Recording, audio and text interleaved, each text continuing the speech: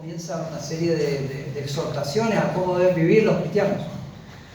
Hasta el capítulo 4 continúa así. El capítulo 4 después comienza con unas exhortaciones pastorales hacia los ancianos, pero es precioso. Todo lo que vamos a ver, de alguna u otra manera nos va a pasar por algo que sucede en nuestra vida, ¿no? Vamos a ver temas de cómo debe ser en el matrimonio, cómo debemos ser en el trabajo, los que tenemos jefes, los que ante la sociedad en este momento, en lo que hay tanta confusión entre debemos someternos a la autoridad, no debemos someternos, en qué debemos someternos, en qué no.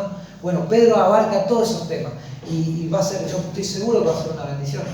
Ya leerlo así de corrido, vengo ojeando, es una bendición. Y bueno, que el Señor nos ayude en todo este tiempo. Bueno, vamos a hacer un poquito de introducción, como siempre, entonces repasamos un poquito lo ya dado, ¿no? Este capítulo 2, Pedro comienza en el primer versículo, él comienza con una introducción de cómo debe ser la conducta cristiana, ¿se acuerdan? Capítulo 2, versículo 1, él exhorta a desechar, lo habíamos oído, el verbo significaba tirar de sí, es como quitarse una ropa vieja, tirarla, ¿no? A desechar esos pecados que en ese momento habíamos estudiado, y era malicia, engaño, hipocresías, envidias, las detracciones, el hablar mal de los otros, hablar a la espalda de otras personas, esas conductas que no son apropiadas para un cristiano, que no tienen que ver como debe vivir un cristiano. Él nos manda también allí en los primeros versículos a desear como niños el alimento espiritual. Vimos que esa leche espiritual de la que él habla es la palabra de Dios, es la instrucción de la palabra de Dios, ¿no? También cierra esa parte, en la primera parte, ¿no? Diciendo, ustedes han degustado la bondad del Señor. Ustedes han creído al mensaje del Evangelio. Los cristianos justamente son cristianos porque creyeron el mensaje de Cristo. Creyeron el mensaje del Evangelio. Han creído en el Salvador. Y para los creyentes, al igual que para Dios, Jesucristo es una piedra escogida y preciosa. Cristo es de sumo valor para los cristianos. No es algo así nomás, sino que tiene mucho valor.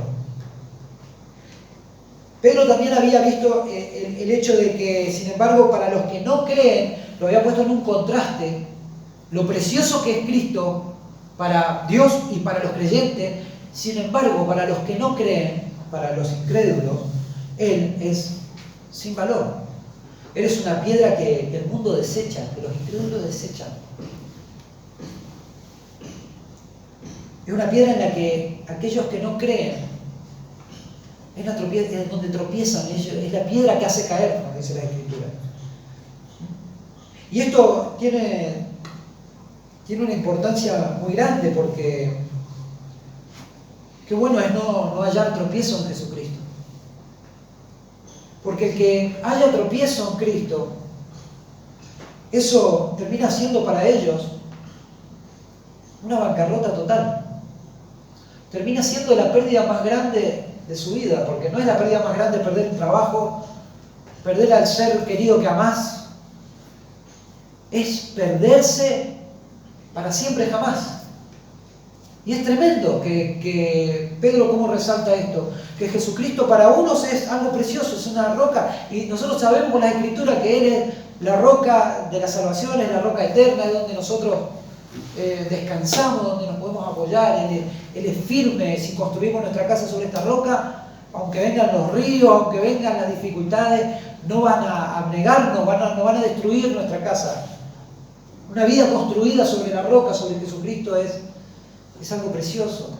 No solo da fruto aquí, da fruto para la eternidad. Sin embargo, los que hayan tropiezo en Él, eso es su perdición, es la perdición. No aferrarse a Cristo. Y Pedro, como en un hilo conductor, él toca el tema de la elección durante toda la epístola. Comenzamos allá en el primer capítulo con el tema de la elección, y en el capítulo 2 también, ¿no es cierto?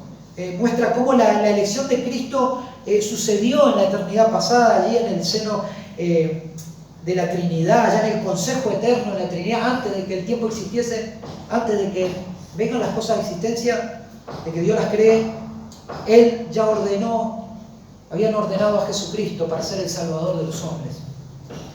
Pero no de todos los hombres, cosas que vimos, cosas que por ahí se enseñan, ¿cierto? Él es el Salvador de todos los hombres, y los que son más inteligentes, los que son más vivos, creen. Y ninguno puede creer por sí mismo, porque la fe es un don de Dios, Dios la da, y Él la reparte como Él quiere. Entonces, Él es el Salvador, pero no de todos los hombres en ese sentido, sino que es el Salvador de los escogidos, cosa que vimos. Él le llama así a los expatriados, dice elegidos según la presencia de Dios, Padre en santificación del Espíritu, para ser rociados por la sangre de Jesucristo, para obedecer. ¡Qué tremendo! ¡Qué tremendo todo eso! Hermanos, esto se aplica, la obra de Cristo se aplica efectivamente a los escogidos. No es para todos los hombres, sino todos se salvarían. Sin embargo, sabemos de que hay gente que en su lecho de muerte sigue rechazando y maldiciendo a Dios y levantando su puño contra el cielo, ¿no? Pero a los creyentes, a los escogidos, esto se les aplica efectivamente el sacrificio de Cristo. Y esto produce en ellos lo que nosotros llamamos la regeneración. Es lo que llamamos el nacer de nuevo. Ellos son nacidos de nuevo por el poder del Espíritu Santo. Y a esto se les otorga misericordia. A los creyentes se les perdona sus pecados, todos sus pecados. Y se les imputa la culpa de ellos a Jesucristo. Nuestra cuenta pasa a ser la cuenta de Cristo. Y la justicia de Cristo pasa a ser la justicia de los creyentes. Esto, hermano, no es algo solamente teórico que nosotros podemos aprender, no es algo solamente que nosotros creemos. De hecho, sí lo creemos, pero no es algo que solamente está en nuestra mente. No es un conocimiento solamente intelectual. Es algo que el cristiano vive. Es algo que el cristiano experimenta en su caminar. Todos estos conceptos que nosotros aprendemos por la palabra del Señor son una realidad en los cristianos. Y no hace falta que sea un gran teólogo, un gran estudioso, ni que entienda el griego, ni que entienda nada. Este hermano, si Dios lo ha hecho nacer de nuevo, estas cosas son una realidad en su vida. Son una realidad en su caminar. Hermano, ser escogidos, como lo dice la Escritura, no nos constituye a nosotros en algún tipo de persona especial, sino nos constituye en personas totalmente conscientes de lo que conlleva ser un hijo de Dios. Hay algo que es indisoluble, son dos caras de la misma moneda, hermano. El resultado de nuestra elección, de la elección que Dios hace, está íntimamente ligado con nuestra conducta. Esto no se puede disociar. No puede ser una persona que comprende todas las verdades de la palabra, entiende toda la doctrina, sin embargo vivir en oposición a eso. Eso no. Es una contradicción. El resultado, hermano, de nuestra elección está íntimamente ligado con nuestra conducta y en un crecimiento a la semejanza de Jesucristo. No somos perfectos todavía, ya no somos lo que quisiéramos ser. Hablábamos con un hermano hoy y decimos cuánto a veces deseamos poder amar más a Dios, poder servirle con más fidelidad, con más amor, con más esfuerzo, con más esmero, con más ganas, entregar mi vida para el Señor. ¿Y cuántas veces hallo tanta falta de deseo? ¿A usted no le pasa? Nos pasa a todos. Si nos pasa es porque realmente el Señor está trabajando en nosotros. Si estamos conformes, si creemos que somos buenos, que esto que lo otro, es una alarma eso. Hermano, Pedro aquí enseña que ahora los cristianos son siervos de Dios, ¿no? ¿Se acuerdan que veíamos que nosotros ejercemos un sacerdocio santo?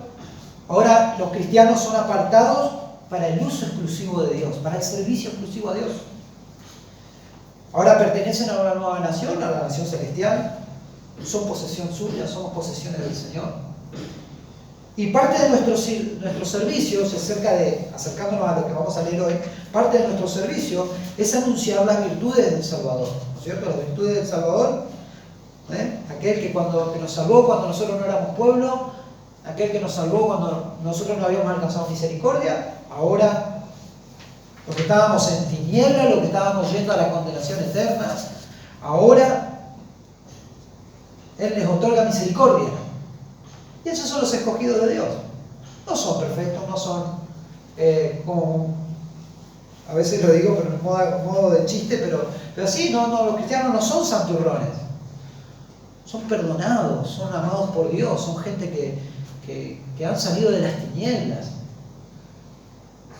y que luchan por sacarse las tinieblas que todavía hay en su vida, en sus corazones. Luchan, batallan contra esas cosas, y es lo que vamos a ver un poco hoy. Las batallas que tenemos, cristianos. Y Pedro comienza, como les decía, de este versículo 11 que vamos a ver hoy, 11 y 12, en adelante va a dar exhortación a cómo deben vivir los cristianos en su peregrinar en este mundo, ¿no? Vamos a leer versículo 11 y versículo 12. Dice así: amados, yo os ruego, como a extranjeros y peregrinos, que os abstengáis de los deseos carnales que batallan contra el alma, manteniendo buena vuestra manera de vivir entre los gentiles, para que en lo que murmuran de vosotros como de malhechores, glorifiquen a Dios en el día de la visitación, al considerar vuestras buenas obras. Comienza en el versículo 12 diciendo algo hermoso. Amados. En algunas versiones dice queridos hermanos, pero la traducción ahí literal es amados. Y está en voz pasiva hasta ese verbo. Significa que ellos son amados por Dios, así como por el mismo apóstol Pedro, ¿no? Ellos son amados. Y esto, hermano, es los cristianos, usted y yo, y los cristianos, aquellos de esa época, disfrutan del amor paternal de Dios. Disfrutan del amor paternal de Dios. Y esto nosotros los cristianos lo disfrutamos en virtud de nuestra unión con Cristo, porque hemos creído en Jesucristo, porque estamos unidos a Él. Por eso somos amados por Dios. Porque Dios, ¿en quién se complace?, dice la Escritura, en su Hijo amado. Y todos los que estamos unidos a Él somos amados. Nos han enseñado muy mal, ¿viste? Los cartelitos, sonríe, Dios te ama. La Biblia dice que Él está todos los días contra el pecador. Su rostro está contra el pecador. Él aborrece a los que hacen iniquidad. Sonríe, Jesús te ama. Eso no está en la Biblia. Sin embargo, se usa como que Dios, bueno, los ama a todos. Dios en su amor dispensa una gracia común para todos los hombres. Pero Él no va a pasar por alto el pecado de los hombres. No va a pasar por alto el pecado de los hombres. Hermano, pensar en el amor de Dios, en el amor que Dios nos tiene, pensar a menudo en esto, nos va a traer gran consuelo. Como imagino que le trajo a estos hermanos a leer estas cartas. Pensemos en la situación que ellos se encontraban. Perseguidos, con Nerón como rey, diríamos como gobernante. Ellos fueron expatriados, los judíos a los que les escribe, no los gentiles que estaban unidos a estas congregaciones, sino los judíos, ellos estaban expatriados a la fuerza. Tuvieron que salir de Jerusalén a la fuerza, con lo opuesto. Más bien, pareciera que Dios se había olvidado de ellos, a que ellos estuvieran disfrutando del amor de Dios, ¿no es cierto? Pensemos en nuestro tiempo en el que se sobrevalora y pareciera como que el signo de que el favor de Dios es que las cosas nos vayan bien. Y cuántas veces hasta nuestras oraciones están empapadas de esto, ¿no? Oramos para que todo salga bien, nunca oramos para que la voluntad de Dios se haga en nuestra vida, aunque eso signifique cosas que a nosotros no nos gustan. Pero normalmente pedimos, no, que salga todo bien, que salga todo bien, que salga todo bien. Y nos repetimos a nosotros mismos para convencernos, pareciera. de que las cosas tienen que salir bien y nosotros no sabemos. Porque todas estas cuestiones están en la mano del Señor y su soberanía. Y el cristiano genuino, verdadero, temeroso de Dios, clama a Dios que se haga su voluntad. Siempre que se haga su voluntad. Pero pensar en esto, pensar en que Dios nos ama, es de gran consuelo. Pedro, como un pastor calificado, como lo era, les recuerda que ellos son amados por Dios, aún en esta situación tan difícil en la que ellos están viviendo. ¿No? Podemos recordar ese pasaje tan conocido, Juan 3:16, todos lo conocemos. ¿Por qué? Porque de tal manera amó Dios al mundo que ha dado su Hijo unigénito para que todo aquel que en él cree no se pierda, mas tenga vida eterna. Fíjense el amor de Dios. Eso es un versículo que lo sabemos de memoria. Pero ¿cuántas veces deberíamos meditar en este versículo? ¿Cuántas veces deberíamos meditar en este versículo? Dios nos ama. Dios nos ama profundamente. Y Pedro se lo está diciendo acá en este versículo. Amados. Este verbo está diciendo, ustedes son amados de Dios. Ustedes están en una situación difícil, pero Dios los ama. Dios los ama. Y automáticamente pasa de este amor que Él les muestra a hacerle una petición. Dice, yo os ruego como extranjeros y peregrinos. Yo os ruego como extranjeros y peregrinos. Hermanos, el ser amados y escogidos de Dios, el pertenecer a la familia de nuestro Señor por el sacrificio de Cristo, tener una nueva nación como tierra prometida, esto nos convierte en peregrinos. Fuimos adoptados en una nueva familia y a una nueva nación. Por lo tanto, este mundo ya no es nuestra tierra, diríamos, nuestro destino final. Este mundo ya, para los cristianos, es extraño. Es un peregrinar, es caminar en el desierto de este mundo hasta llegar a la tierra prometida, a la Canaán celestial. Toda persona que nace en un territorio X goza de beneficios, ¿no es cierto? De derechos y como también de ciertas obligaciones. Toda persona nacida en un país o en una nación tiene estos beneficios, estas cosas. Los cristianos han renacido y ahora ellos no se rigen más por los parámetros de este mundo, por las leyes, diríamos, de este mundo, sino que ellos se rigen por los estándares de conducta del cielo, los estándares de conducta de la palabra de Dios. Y cuando digo que ellos no se rigen por los parámetros de este mundo, estoy hablando por el pecado y por los malos deseos de este mundo. Las cosas que este mundo las ve como bien, como chistosas, como divertidas, como incluso es normal que hagamos eso. Para Dios eso no es normal. Dios aborrece esto.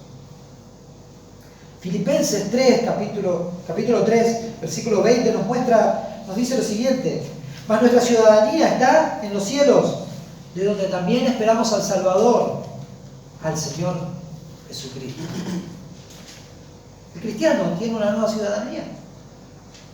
El cristiano espera la tierra prometida.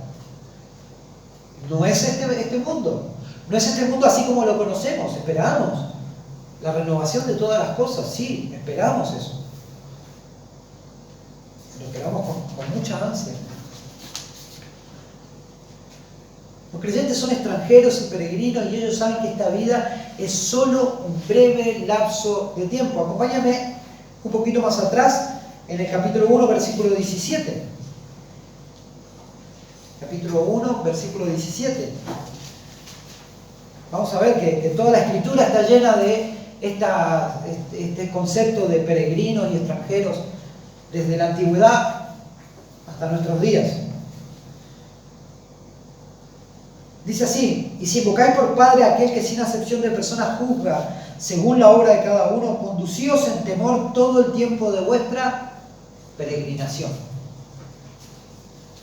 El Salmo 39, versículo 12 lo dice así. Yo lo leo en Biblia de las Américas, los dos versículos que voy a leer, Salmos y después uno de Hebreos. Dice: escucha mi oración, oh Señor, y presta oído a mi clamor.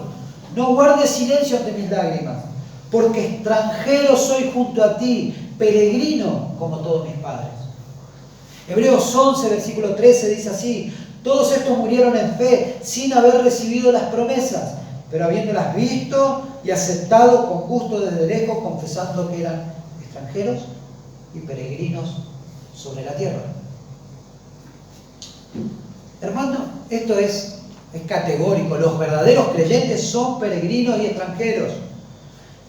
Y este mundo no es todo para nosotros. Solo tenemos una responsabilidad en este mundo. Seguro que sí. Anunciar las virtudes de aquel que nos llamó. Pasar el legado del cristianismo a nuestros hijos, a nuestras futuras generaciones. Sí, seguro que tenemos una responsabilidad. Trabajar con nuestras manos, honrar a Dios.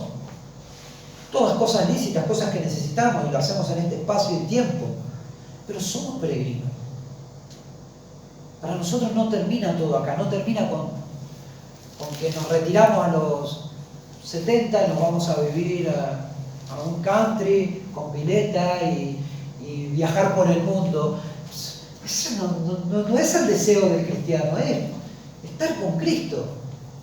Estar con Cristo es mejor. Estar con Cristo es mejor.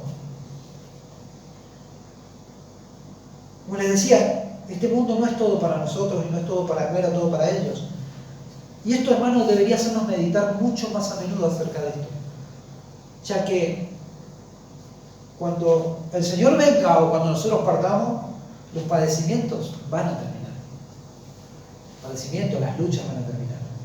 La aflicción a causa del pecado, cosas que realmente sufre el cristiano.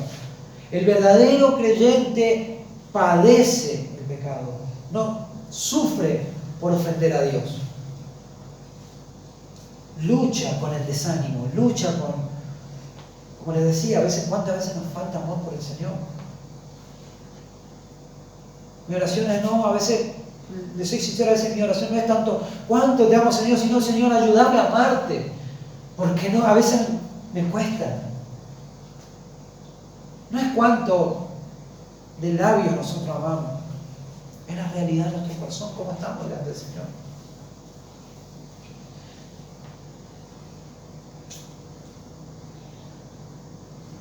Realmente, como les decía, ¿no? Estas cosas terminarán cuando estemos con el Señor.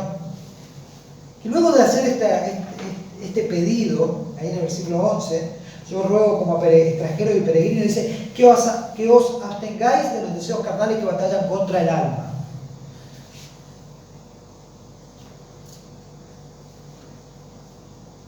Lo que está haciendo Pedro aquí, él, cuando les está rogando a estos hermanos, también lo está haciendo con nosotros. Y él lo que nos está rogando, y le estaba rogando a estos hermanos, es la abstención, el privarse, el abstenerse. Y cuando él está rogando de esta manera, él no está pidiendo algo que los cristianos no pueden cumplir. Y esto debemos tenerlo muy en cuenta. Muchas veces decimos, y acá andamos en la lucha, y la lucha con el pecado, y esto, sí, en cierta manera es así. Pero en cierta manera la Escritura nos muestra por un montón de pasajes que el cristiano tiene victoria sobre el pecado. Que el cristiano tiene las armas para vencer la tentación. Y hoy vamos a ver algunas de estas. Él les ruega y a la vez nos ruega a nosotros la abstención de estos deseos. Lo primero que debemos resaltar es que Él les ruega algo que de manera obvia pueden cumplir, y es abstenerse. El creyente ha nacido de nuevo. Usted, yo y estos hermanos de esa época han nacido de nuevo. El Espíritu Santo de Dios habita en los creyentes. Habita en los creyentes. Ellos son parte, usted y yo lo habíamos visto, somos parte del edificio de Dios. Somos piedras vivas y nos edificamos como ese edificio espiritual. Nosotros estamos capacitados, los cristianos están capacitados para darle batalla a este tipo de cosas que nos suceden. Vamos a ver el versículo 1 del capítulo 2. Ahí tenemos la primera exhortación que él hace acerca de cómo deben vivir los cristianos. Capítulo 2, versículo 1 dice, desechando pues toda malicia, todo engaño, hipocresía, envidia y todas las detracciones. Él le está dando un imperativo, ahí le está diciendo, desechen, quiten de sí, arránquense esa ropa vieja, dejen esas cosas. Él no le está diciendo, si pueden, hermano, fíjense, yo sé que ustedes son débiles. No, le dice, desechen eso, quiten eso de sus vidas. Sin duda los cristianos pueden, por el poder de Dios y por la asistencia de Dios y por la gracia de Dios, abandonar ese tipo de cosas. Claramente Él lo que no está haciendo es rogándoles que salgan de este mundo. Eso para nosotros sería imposible, ¿no? Él les ruega que se abstengan de los deseos carnales. Hermano, la batalla más grande, la batalla más terrible, no es en contra de las costumbres de este mundo. Nunca debemos errar el blanco nosotros. Usted va a ver por todos lados, ¿no es cierto? Las iglesias se encaminan detrás de batallas sociales. Y no dan la batalla muchas veces que tenemos que dar, y esa se da desde los púlpitos.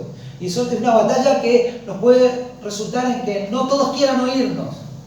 No todos quieren luchar contra el abuso infantil. Todos quieren luchar en contra de la injusticia social, en contra del racismo. Todos quieren luchar contra esas cosas. Son cosas lícitas, está bien. Pero la batalla más grande que tenemos nosotros los cristianos no es contra las costumbres, las malas costumbres de este mundo. Es una batalla descomunal y es una batalla interna. Es una batalla que luchamos nosotros, cada uno de nosotros. Es la de los propios deseos que batallan contra el alma. Es la de los propios deseos que batallan contra el alma. Sin duda, el concepto que utiliza Pedro aquí, cuando dice batalla, le está hablando de guerra. Él no está hablando de una lucha de fuerza. Él está hablando de una guerra. Y es una guerra contra el alma del cristiano, hermano. No es una simple lucha que usted tiene, ni que yo tengo. Es una guerra y el fin de estos malos deseos es destruir al cristiano. Es dejarlo totalmente desacreditado, totalmente arruinado. Es dejar al cristiano totalmente inútil. Totalmente inútil. Pensemos, hermanos, en aquellos que comenzaron bien corriendo, que recibieron un día al Señor y comenzaron a caminar muy emocionados, muy gozosos, pero al poco tiempo se empiezan a deslizar, ¿no? Aquellos que demostraban devoción por el Señor, pero como el pecado comenzó a tomar lugares que no correspondían a su vida, hasta dejarlos en la ruina. Pensemos en aquello, todos tenemos algún conocido, alguien. ¿Cuántas familias destrozadas por causa de los deseos carnales? Ni hablar, ¿no?, de familias pastorales arruinadas por el pecado. ¿Cuántos jóvenes arruinados por falta de santidad, por falta de no dar la batalla necesaria contra los deseos que quieren destruir nuestra vida?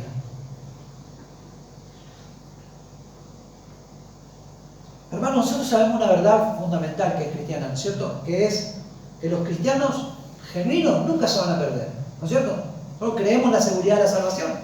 Creemos que el Señor, somos guardados, como dice la Escritura, por el poder de Dios. De las ovejas que me diste, el Señor no perdió ninguna. Todo el que Él viene no le echa fuera. Sabemos todas estas cosas.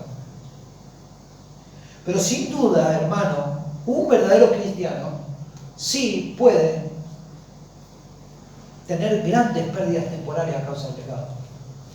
Grandes y tristes pérdidas temporales.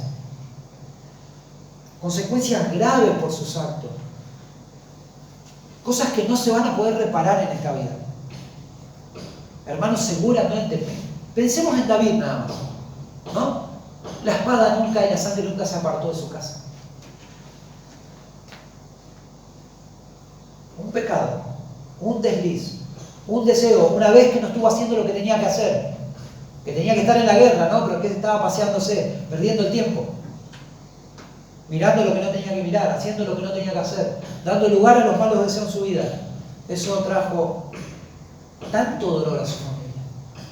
Cuando pueda leer toda la historia, la lucha con sus hijos, tremendo.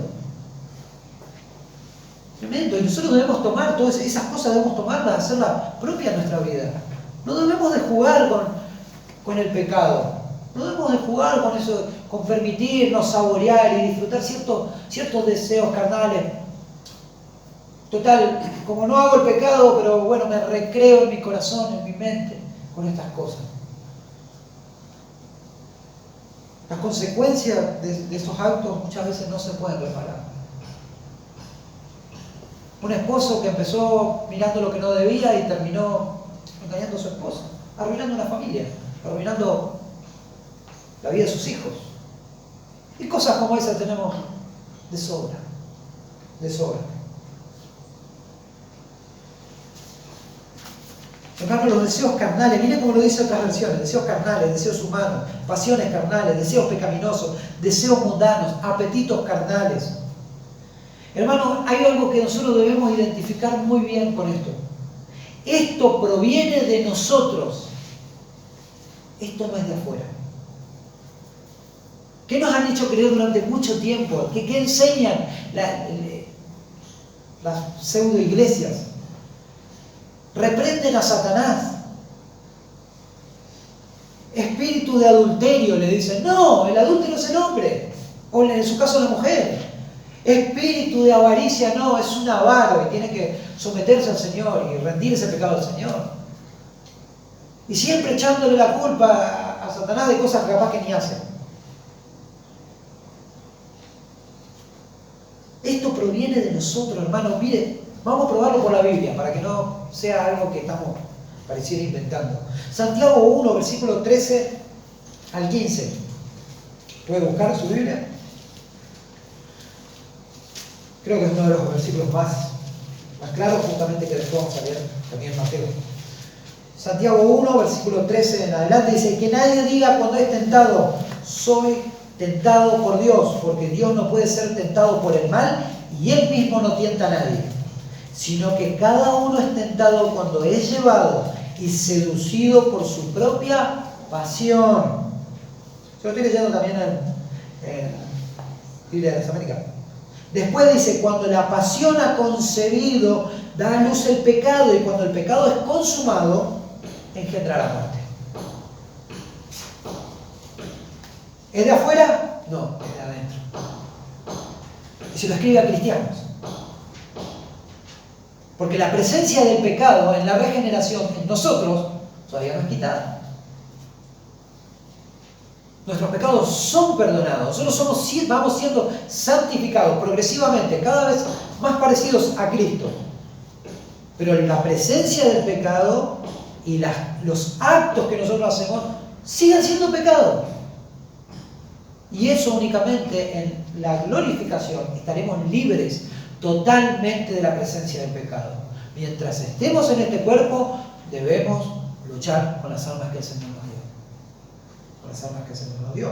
No solo eso, vamos a probarlo con otro versículo más. Mateo 15, en palabras del Señor. Mateo 15, versículos 18 y 19. Qué lindo el ruido de las Biblias. Las hojas de la Biblia. Dice: pero lo que sale de la boca, del corazón sale. Y esto contamina al hombre.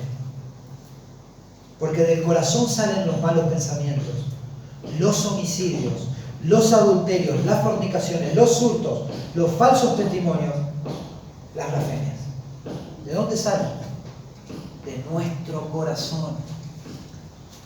Salen de adentro. No es lo que de afuera, sino es de adentro, de nosotros. Pensemos, hermano, cómo debemos trabajar. Debemos trabajar con el tema de la ira, en el enojo. En un arrebato, hermano, podemos hacer una locura. Podemos hacer una locura. Debemos llenar nuestra mente, nuestro corazón de la palabra del Señor para ser como el Señor.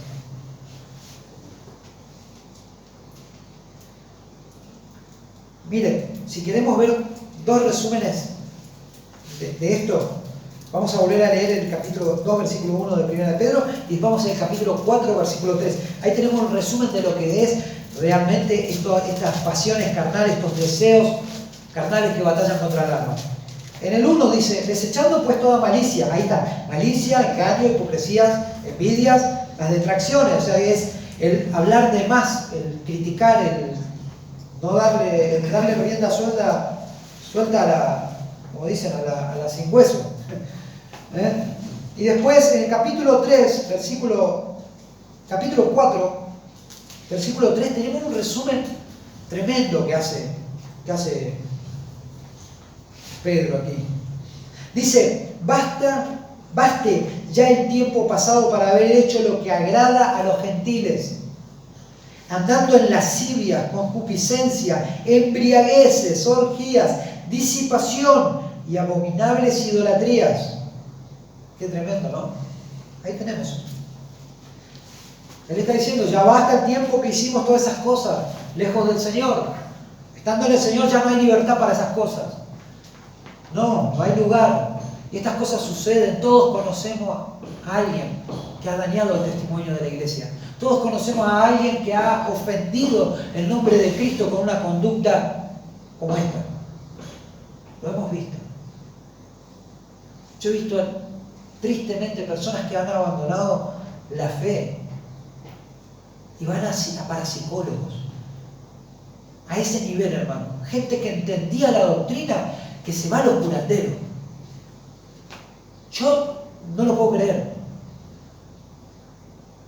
Me cuesta entenderlo, pero conozco, de verdad, hermano, conozco gente que consulta al tarot.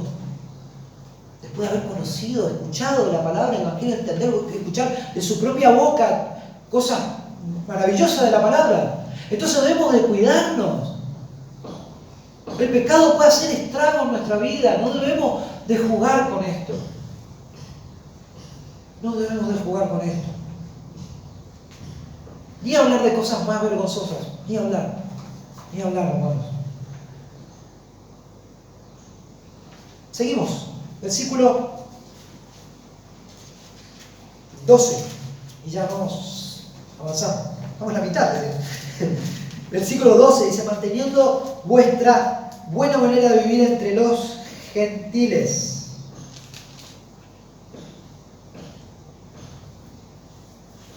Sin duda, hermanos, los cristianos tienen el estándar moral más elevado de todos.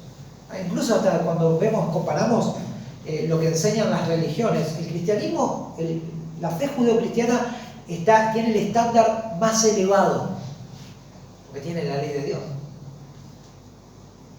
Mahoma sabemos que había desposado a una niña de 6 años. Ese es el profeta de Alá. Para ellos eso no es pecaminoso. Y podemos seguir nombrando a cada religión con todas sus locuras. El cristianismo es intachable. Lo que enseña el cristianismo es intachable. Es el estándar moral más elevado que existe. Sin duda, hermano, usted y yo, leí algo por ahí que me gustó. Dice, nosotros vivimos en casas de vidrio. Vivimos en casas de vidrio. Por eso le dice, manteniendo vuestra manera de vivir entre los gentiles. Nuestras vidas están siendo observadas. Tu vida, mi vida, están siendo observadas. Me gustó ese concepto. Vivimos en casas de vidrio. Hermanos, estamos llamados a ser íntegros. Hoy nuestro hermano nos compartió algo precioso acerca de esto. Estamos llamados a ser íntegros. Cuando la palabra enseña acerca de la integridad, está hablando de ser de una sola pieza. No ser una cosa y otro día otra. No, ser de una sola pieza, ser íntegros, enteros, de una sola pieza, sin engaños, sin hipocresía, nos enseña la Escritura. Los cristianos, hermanos, nosotros no estamos fuera de este mundo. Nosotros vivimos entre los gentiles. Acá cuando se utiliza la palabra gentiles es un término que Pedro y los destinatarios originales lo tenían muy claro, que era el término cuando al pueblo de Dios, la nación de Israel, era el pueblo escogido de Dios. Las demás naciones eran los gentiles. Todo el resto del mundo, todos los que no tenían a Jehová por Dios, eran los gentiles. Y él está utilizando ese término allí. Él se está refiriendo ahora a los cristianos, judíos y gentiles, son el pueblo de Dios. Y los que no creen son los gentiles. Los creyentes viven en este mundo. Y nosotros vivimos en este mundo aunque no pertenezcamos aquí, ¿no? Fuimos escogidos por el Señor. Hermanos, apartarse, como han hecho muchas comunidades cristianas, a vivir, nos vamos a un campo, somos nosotros todos cristianos, bueno, nos compramos una hectárea por allá y nos vamos a vivir todos juntos. No va a ser la solución para abandonar el pecado. La misma batalla va a estar ahí y el pecado va a estar presente ahí, porque hay seres humanos allí. Alejarse de la comunidad no es la solución, ¿no?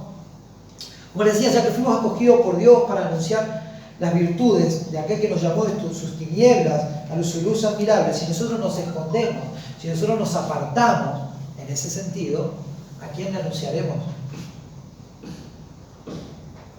El Evangelio.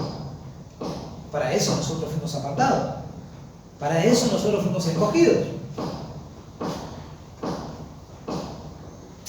Ahora, nos dice allí en el versículo 12, dice, para que en lo que murmuran de vosotros como de malhechores. Hermanos, los ojos del mundo están puestos sobre los cristianos.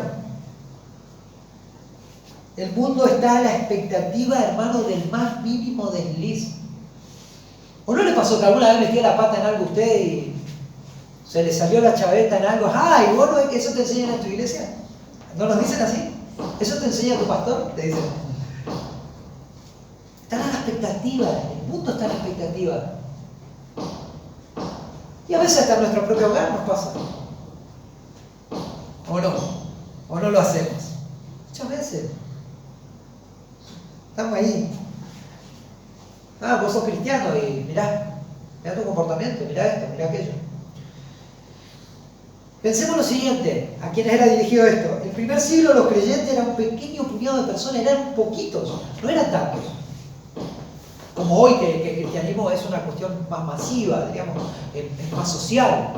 Muchos son cristianos, pero en realidad son cristianos de nombre, son cristianos porque sus papás son cristianos porque lo bautizaron o lo bautizaron cuando era niñito. Y bueno, son cristianos de nombre, pero no son nacidos de nuevo, todavía no han experimentado la nueva vida. Pero en ese entonces ser cristiano era muy diferente. Y ellos eran un pequeño puñado de personas.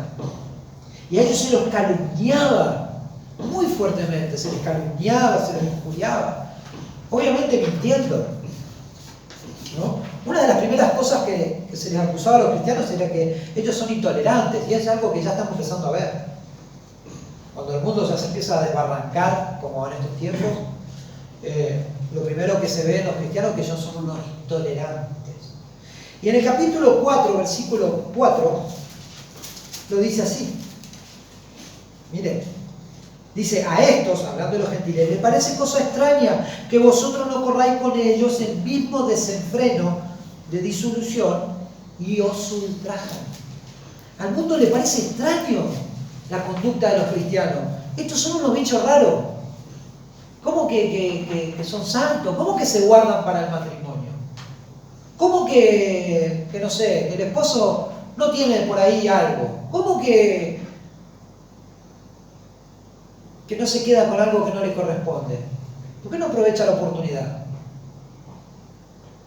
Y más en Argentina, ¿no? Que tenemos un estándar moral horrible, creo que de los peores del mundo. A ellos les parece extraño. Entonces, ellos, ¿no? Tratan de intolerantes a los cristianos. Y eso es lo que les sucedía a ellos.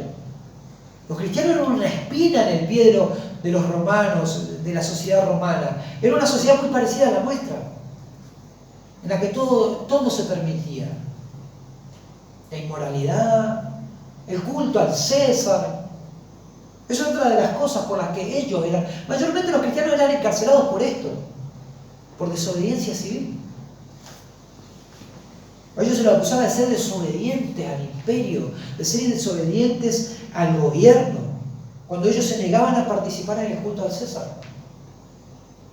¿Ustedes creen que los cristianos iban a morir en el circo romano o eran quemados o lo que sea porque lo que ellos enseñaban y por lo que ellos creían?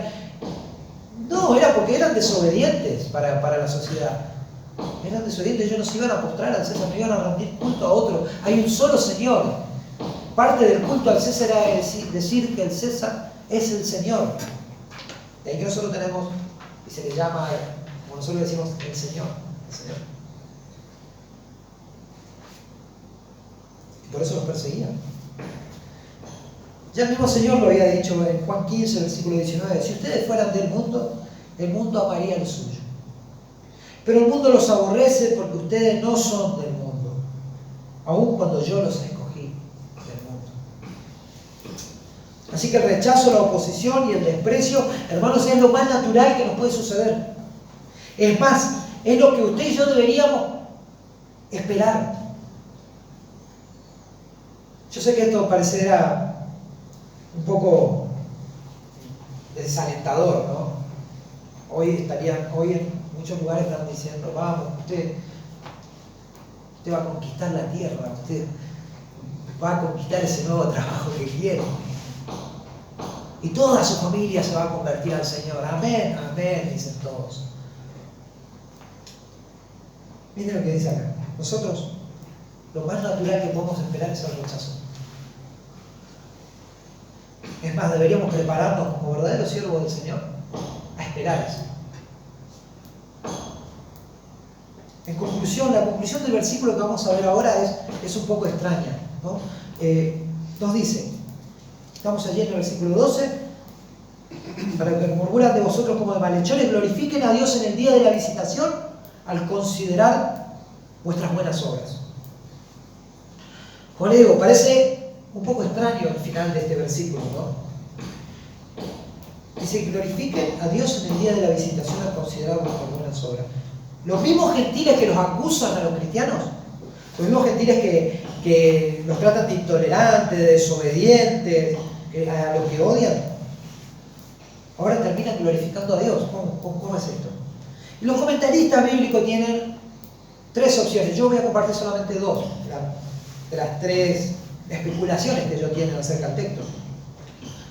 Los mismos gentiles que le acusan por Dios ahora glorifican a Dios. La primera especulación que tienen los comentaristas es que ellos glorificarán a Dios en el gran juicio final. Pero esto es poco probable, ya que ese día, hermanos, será la sentencia final a la condenación de los que no creyeron. Lejos de que ese día ellos glorifiquen a Dios, ese va a ser un día de mucha angustia, ese va a ser un día de mucho dolor y va a ser un día de furia. Así que es una especulación que, por mi parte, yo no creo que sea esa. La otra especulación más probable, en la que se inclina la mayoría, es que aquellos que se oponían a los cristianos y los injuriaban y los maldecían, ahora, siendo visitados por la gracia de Dios, por la gracia divina, ellos aceptan el regalo de la salvación. Ellos se convierten. Entonces, ahora a ellos se les entrega, a través de la predicación del Evangelio, este mensaje glorioso del perdón de los pecados, y ellos glorifican a Dios cuando Dios los visita con su gracia salvadora. Y eso es precioso. Y es muy alentador. Porque dentro de este mundo que se opone al cristianismo, y ustedes lo van a ir viendo cada vez más progresivamente, ya desde los ámbitos políticos ya empieza a haber un caldo de cultivo para socavar el cristianismo y las ideas cristianas. Nos van a tratar de intolerantes cuando hablamos de pecado. O sea, ¿cómo que pecado? ¿Cómo que pecado? Hermano, nuestra lucha no es contra las personas. Por eso la iglesia aquí nunca se embanderó ni de pañuelo azul ni de nada de eso. Porque nosotros no estamos en una guerra contra personas. Porque dentro de todas esas personas de este mundo que se oponen al cristianismo, hay gente que el Señor los tiene en el libro de la vida, gente que va a ser salva, gente que va a venir a la fe. Y si no piensa en su vida, yo siempre pienso en la mía. Yo me oponía al Señor, terriblemente me oponía al Señor. Yo detestaba las cosas del Señor, maldecía las cosas del Señor, maldecía a los cristianos, les tomaba el pelo. Y mire si el que me habló del Señor se hubiera puesto a pensar en cómo yo le tomaba el pelo, cómo me burlaba de él. Me habló del Señor igual. No me juzgó en ese sentido. No dijo, no, estos son anticristianos. No, sabía que eran anticristianos. Sin embargo, me habló del Señor, me habló del Salvador. Hermano, cuando hay un libro que creo que lo compartí con algunos hermanos que habla de la iglesia detrás de la cortina de hierro, y este hermano que escribe, este pastor que estuvo tantos años preso y sufrió tantas vejaciones, tanta tortura, tanto por causa del Evangelio, él dice: odio con todo mi ser el comunismo, lo odio de mis entrañas, lo odio, pero amo a los comunistas, los amo a cada uno de ellos. Ellos tienen necesidad del Salvador, ellos tienen necesidad de Cristo, y nosotros podemos hacer lo mismo. No debemos de espantarnos del pecado de la gente, así estábamos nosotros. Pero detrás de toda esta gente hay una necesidad profunda de Dios, hay una necesidad profunda del Salvador, de perdón de los pecados, de que su vida tenga sentido.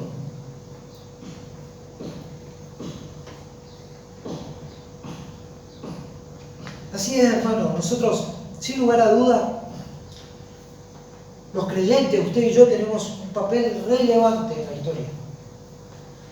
Nosotros somos cartas abiertas, nos enseña el apóstol Pablo, ¿no es cierto? Donde se puede leer lo que somos. Somos cartas abiertas. Y el cristianismo, nosotros cuando presentamos el Evangelio, se debe presentar doctrinalmente, siempre. No podemos enseñar cosas como le dije, sonríe, Jesús te ama. No, eso, no podemos enseñar esas cosas. El cristianismo se debe presentar como debe ser, doctrinalmente. Eso no se puede negociar. Porque el Evangelio es poder de Dios para salvación a todo aquel que cree. Entonces, si nadie sabe la situación que está, nosotros mandamos a los hombres que se arrepientan de sus pecados, porque si no se arrepienten de sus pecados, la condenación y el juicio de Dios les espera. Dios no les va a pasar por alto. Dios no les va a pasar por alto los pecados. Si no está en Cristo, espera la condenación. Y eso nosotros no lo vamos a negociar. Hermano, no se puede presentar un evangelio que no sea doctrinalmente puro, bíblico. No se pueden enseñar cosas que no sean bíblicas, fantasías, pavadas y cosas ridículas como las que estamos acostumbrados a escuchar por ahí. Pero se requiere de los voceros, de cada uno de nosotros, de los cristianos, seriedad, transparencia, santidad. Vidas que se ajusten al mensaje que predican. Como lo hablé hoy al principio, le decía, hermano, lo que nosotros decimos, lo que nosotros creemos, tiene que estar muy bien amalgamado con lo que nosotros vivimos. Una vida de santidad, una vida que progresivamente se parece más a la de Cristo. Esto sin duda, hermanos, una conducta así va a validar lo que nosotros hablamos y va a hacer que la gente se dé cuenta, sí, estos son del Señor, ¿verdad? Son del Señor. Hermano, lejos esté de mí, de verdad, esto es algo personal que le quiero decir, lejos esté de mí hoy querer levantar un dedo acusador contra ninguno de mis hermanos. No es la intención. O de querer poner sobre alguno de ustedes un estándar de vida inalcanzable. No, mi hermano. No es esa la idea. Ustedes son mis amados hermanos, son mis compañeros de milicia. Y ustedes, como yo, estamos corriendo esta carrera. La idea es animarle a acomodar nuestra vida a este estándar que nos pide la Escritura. Que podamos animarnos para correr esta carrera hasta alcanzar aquello a lo que fuimos llamados. Y a lo que fuimos llamados, hermanos, es algo hermoso, es algo precioso, es contemplar el rostro de nuestro Salvador, es verle cara a cara, es disfrutar de la gloria sin fin con Él, por siempre, jamás. Seguramente usted y yo hoy vimos acá cosas y tenemos que ajustar muchas cosas en nuestra vida. Muchas cosas en nuestra vida tenemos que ajustar. Hay cosas, pecados que debemos abandonar. Pecados tal vez con los que estamos siendo seducidos y estamos siendo cediendo en alguna área de nuestra vida. Sin duda usted y yo necesitamos arrepentimiento. Ese arrepentimiento va a hacer que Dios nos pueda usar, que nuestras vidas sean útiles para el Señor. Mi hermano, esto es algo precioso porque cuando el Señor nos limpia y nos prepara para ser usado, Él lo hace para su gloria, pero también lo hace para el beneficio de usted y el beneficio de los que no lo conocen todavía. Dios no puede usar personas que viven vidas ambiguas, vidas sin integridad. Dios no. Hermanos, y por sobre todas las cosas, Dios hace esto a nosotros por amor de Cristo. Y nosotros debemos hacer estas cosas por amor de Cristo. Usted y yo debemos hacer esto por amor de Cristo. Él nos salvó y se entregó en la cruz por nosotros. Se entregó a la muerte por nosotros. Y debemos pensar en esto. Meditemos esta semana, volvamos a leer el texto. Es una batalla que tenemos, es una batalla tremenda la que tienen los cristianos. Es una batalla contra los deseos de nuestro propio corazón. Ya no andamos buscando culpables fuera. No es nuestro hogar, no es nuestra esposa, no son nuestros hijos, son los deseos que batallan en nuestros miembros de nuestro corazón. Nosotros debemos ajustar nuestra vida al Señor. Terminamos orando todos juntos, ¿me parece?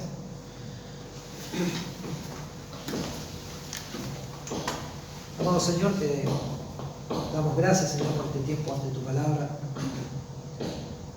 Señor, tantas cosas podemos ver en nuestras vidas y nos vemos como en un espejo aquí en la Escritura y Señor, sin duda vienen a nuestra mente situaciones, circunstancias, pecados,